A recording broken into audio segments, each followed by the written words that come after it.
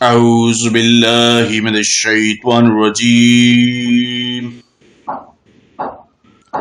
بسم اللہ الرحمن الرحیم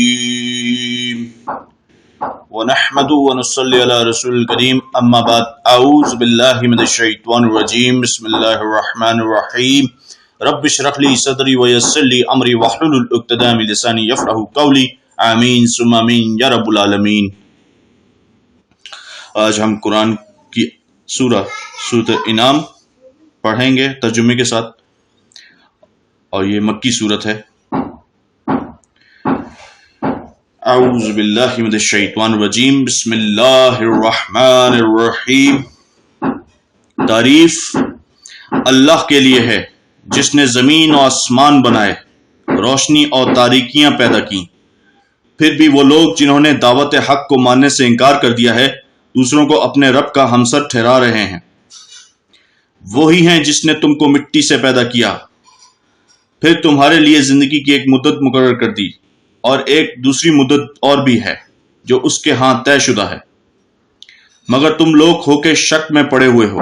وہی ایک خدا آسمانوں میں بھی ہے اور زمین میں بھی تمہارے کھلے اور چھپے سب حال جانتا ہے، اور جو برائی یا بھلائی تم کماتے ہو اس سے خوب واقف ہے۔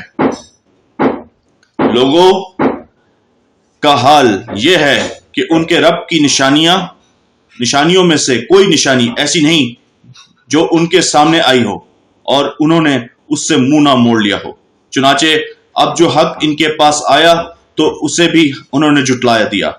اچھا، جس چیز کا وہ اب تک مذاق اڑا رہے ہیں عنقریب اس کے متعلق کچھ خبریں انہیں پہنچیں گی۔ کیا انہوں نے دیکھا نہیں کہ ان سے پہلے کتنی ایسی قوموں کو ہم ہلاک کر چکے ہیں جن کا اپنے زمانے میں دورہ رہا ہے۔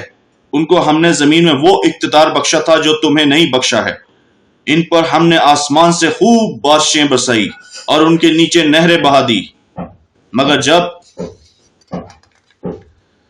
انہوں نے کفرانِ نعمت کیا تو آخرکار ہم نے ان کے گناہوں کی پاداش میں انہیں تباہ کر دیا اور ان کی جگہ دوسری دور کی قوموں کو اٹھایا۔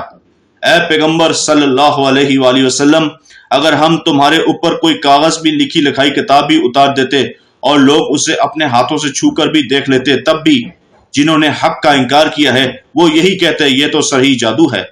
کہتے ہیں کہ اس نبی پر کوئی فرشتہ کیوں نہیں اتارا گیا؟ اگر کہیں ہم نے فرشتہ اتار دیا ہوتا تو اب تک کبھی کا فیصلہ ہو چکا ہوتا، پھر انہیں کوئی مہلت نہ دی جاتی، اور اگر ہم فرشتے کو اتارتے تب بھی اسے انسانی شکل میں ہی اتارتے، اور اس طرح انہیں اس شبے میں مبتلا کر دیتے جس میں اب یہ مبتلا ہیں۔ اے نبی صلی اللہ علیہ وآلہ وسلم، تم سے پہلے بھی بہت سے رسولوں کا مذاق اڑایا جا چکا ہے، مگر ان مذاق اڑانے والوں پر آخرکار وہی حقیقت مسلط ہو کر رہی جس کا وہ مذاق اڑاتے تھے۔ ان سے کہو ذرا زمین میں چل پھر کر دیکھو جھٹلانے والوں کا کیا انجام ہوا ہے۔ ان سے پوچھو آسمانوں اور زمین میں جو کچھ ہے وہ کس کا ہے؟ کہو سب کچھ اللہ ہی کا ہے۔ اس نے رحم و کرم کا شیوا اپنے اوپر لازم کر لیا ہے، اس لیے وہ نافرمانیوں اور سرکشیوں پر تمہیں جلدی سے نہیں پکڑ لیتا۔ قیامت کے روز وہ تم سب کو ضرور جمع کرے گا۔ یہ بالکل ایک غیر مشتبہ حقیقت ہے، مگر جن لوگوں نے اپنے آپ کو خود تباہی کے خطرے میں مبتلا کر لیا ہے وہ اسے نہیں جانتے۔ رات کے اندھیرے اور دن کے اجالے میں جو کچھ ٹھہرا ہوا ہے سب اللہ کا ہے، اور وہ سب کچھ سنتا اور جانتا ہے۔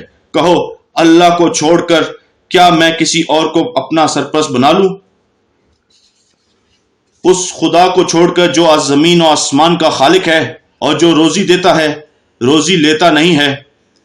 کہو مجھے تو یہی حکم دیا گیا ہے کہ سب سے پہلے میں اس کے آگے سر تسلیم خم کروں، اور تاکید کی گئی ہے کہ کوئی شرک کرتا ہے تو کرے، تو بہرحال مشرکوں میں شامل نہ ہو۔ کہو اگر میں اپنے رب کی نافرمانی کروں تو ڈرتا ہوں کہ ایک بڑے خوفناک دن مجھے سزا بھگتنی پڑے گی۔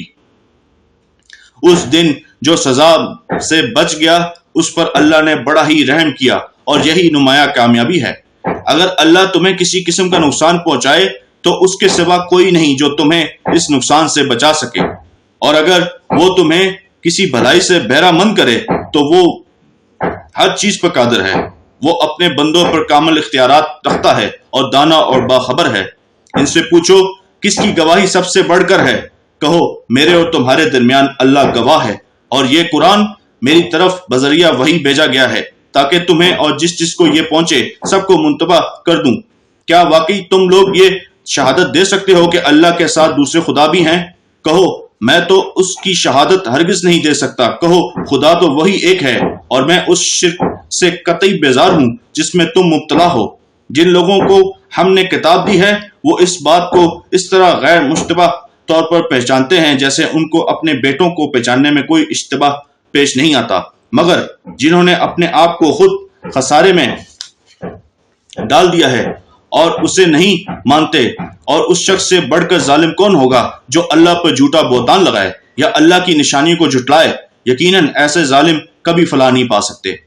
جس روز ہم ان سب کو اکٹھا کریں گے اور مشرکوں سے پوچھیں گے کہ اب وہ تمہارے ٹھہرائے ہوئے شریک کہاں ہیں جن کو تم اپنا خدا سمجھتے تھے، تو وہ اس کے سوا کوئی فتنہ نہ اٹھا سکیں گے کہ یہ جھوٹا بیان دے کہ اے ہمارے آقا تیری قسم ہم ہرگز مشرک نہ تھے۔ دیکھو اس وقت یہ کس طرح اپنے اوپر آپ جھوٹ گھڑیں گے، اور وہاں ان کے سارے بناوٹی معبود گم ہو جائیں گے۔ ان میں سے بعض لوگ ایسے ہیں جو کان لگا کر تمہاری بات سنتے ہیں، مگر حال یہ ہے کہ ہم نے ان کے دلوں پر پردے ڈال رکھے ہیں جن کی وجہ سے اس کو کچھ نہیں سمجھتے، اور ان کے کانوں میں گرانی ڈال دی ہے کہ سب کچھ سننے پر بھی کچھ نہیں سنتے۔ وہ خواہ کوئی نشانی دیکھ لیں اس پر ایمان لا کر نہ دیں گے۔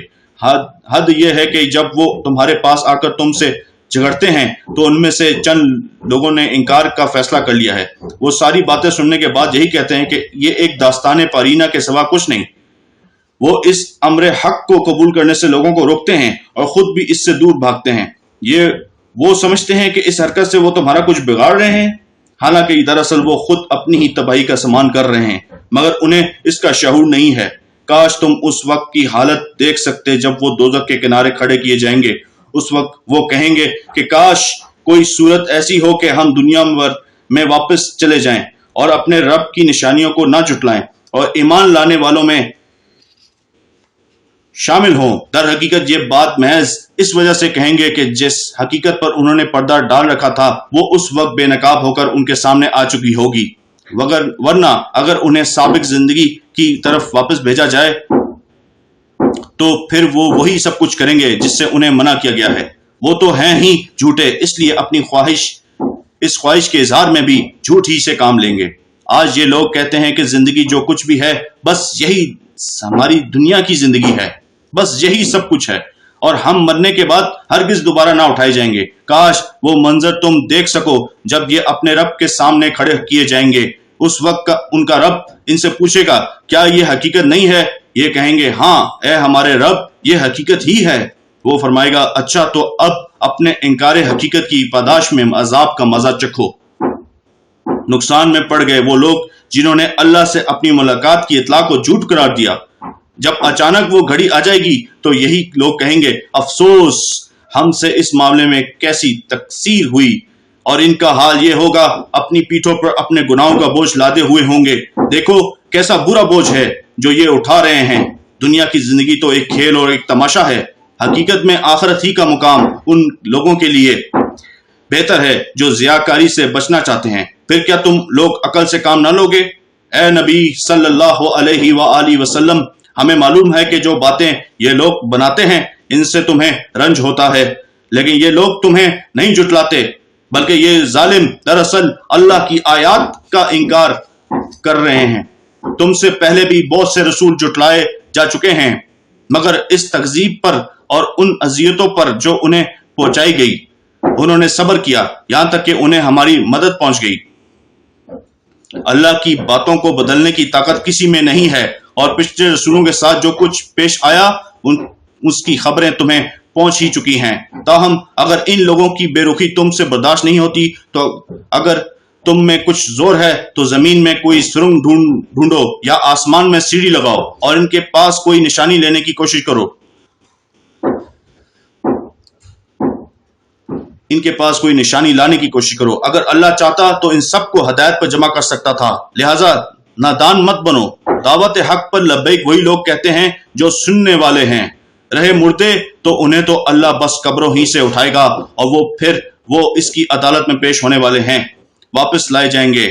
ये लोग कहते हैं कि इस नबी पर इसके रब की तरफ से कोई निशानी क्यों नहीं उतारी गई। कहो, अल्लाह निशानी उतारने की पूरी कुदरत रखता है, मगर इनमें से अक्सर लोग नादानी में मुब्तला हैं। जमीन में चलने वाले किसी जानवर और हवा में परों से उड़ने वाले किसी परिंदे को देख लो, ये सब तुम्हारी ही तरह की अनवाएं हैं। हमने इनकी तकदीर के नोश्ते में कोई कसर नहीं छोड़ी है, फिर ये सब अपने रब की तरफ समेटे जाते हैं। सदकल्लाहुल अज़ीम। जो पढ़ा और सुना अल्लाह हम सबको इस पर अमल करने की तौफीक अता फरमाए। आमीन सुम्मा आमीन या रब्बुल आलमीन। अल्लाह हाफिज।